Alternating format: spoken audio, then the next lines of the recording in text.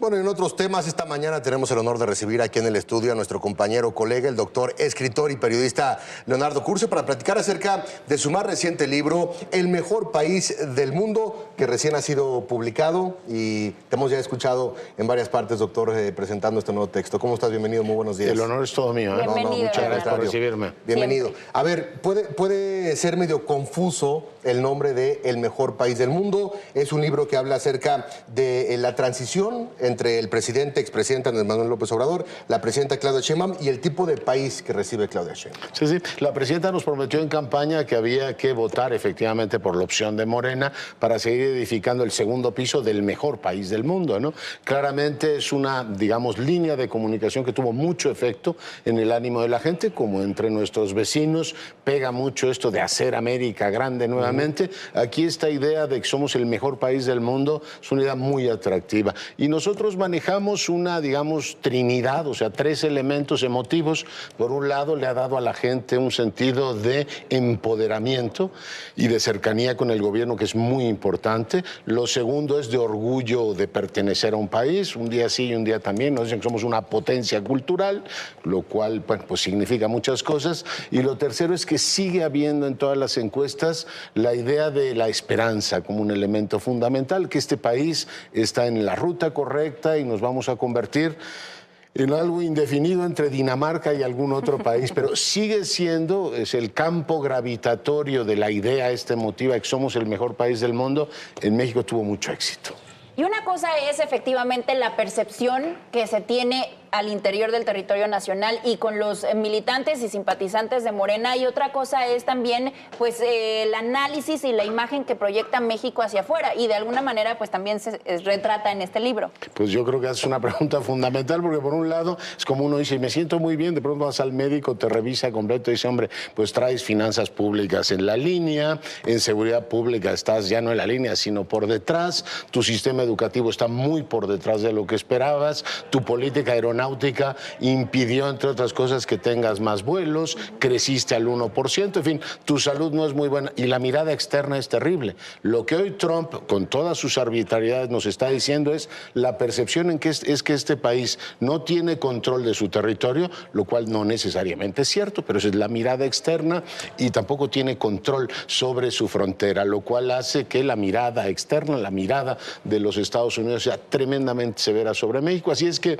son tres miradas, aquí nos vemos muy complacientemente. Yo creo que ocurre un poco como en el fútbol, que a veces tenemos más esperanza de la que realmente deberíamos tener, pero somos adictos al entusiasmo en México, y eso en campaña el año pasado pegó mucho.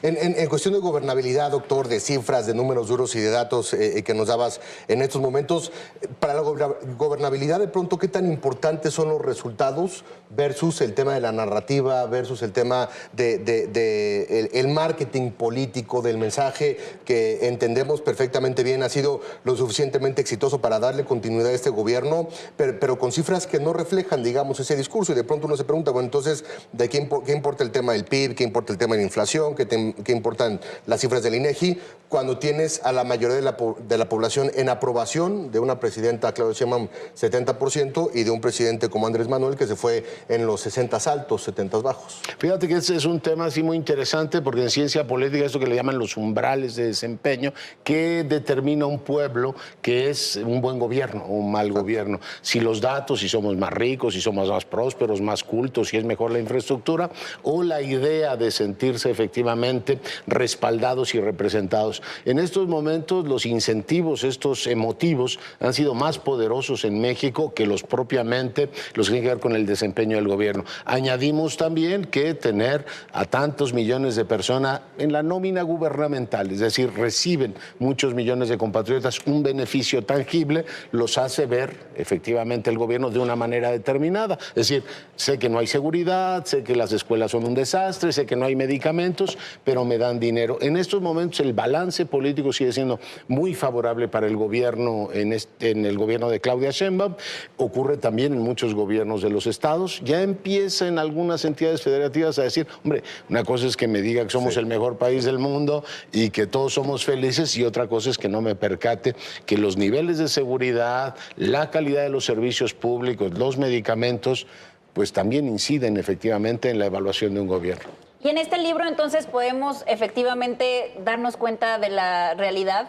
Puede ser un duro golpe, porque finalmente hemos hablado también de lo que sucede en Sinaloa, las marchas de la sociedad civil que sale a manifestarse porque la semana pasada asesinaron a 2 niños. En Oaxaca no hay insumos, en los hospitales los médicos muchas veces hacen uso de lo que tienen a la mano para tratar de atender a los pacientes. En fin, sí, muy distorsionada la realidad que se está viviendo. En el libro vamos a darnos cuenta. Pues la herencia que recibe la presidenta es que no es necesariamente el mejor país del mundo en términos de lo que ella tiene como herramientas para gobernar el país. En materia de seguridad, ya lo decías tú, el balance es muy malo. Es decir, la estrategia de abrazos y no balazos dejó un país ensangrentado. Estamos hablando de 200,000 homicidios. En materia educativa, nuestros niños están peor educados que hace 6 años. Y en materia de infraestructura, salvo las obras emblemáticas, este país sigue teniendo autopistas colapsadas, aeropuertos viejos y un transporte público lamentable, un par de lunares por aquí y por allá. Por tanto, la herencia que recibe la presidenta Sheinbaum es emotivamente muy poderosa. Sí. Sigue siendo un elemento muy importante para gobernar, tendrías el acuerdo de la gente, pero ciertamente le dejaron un sendero muy, muy apretadito, muy estrecho para desempeñar su función. Veremos en los próximos días cómo lo gestiona. Un último apunte, le dejaron pues 30 y tantas reformas constitucionales que nos están llevando a una situación límite en el país. Veremos cómo termina la judicial. En estos días ustedes han estado informando, pero el pronóstico es de que vienen pues tiempos nublados, ¿no?, en ese frente. Y una cosa es lo que también sucede en un sentido interno, en la política interna, y otra cosa es lo que sucede en la geopolítica a nivel internacional. Ya vimos de qué le sirvió a Gustavo Petro presumir que Colombia era el ombligo del mundo y presumir toda esta potencia cultural cuando de pronto te enfrentas a Donald Trump, que será un tema también que México estará permanentemente viviendo en los próximos 4 años. Que si no, la presidenta tiene finanzas públicas en los huesos. Donald Trump, que te limita muchas cosas, y la herencia que le dejó el presidente anterior en materia de reformas constitucionales, son 3 elementos con los que tiene que lidiar.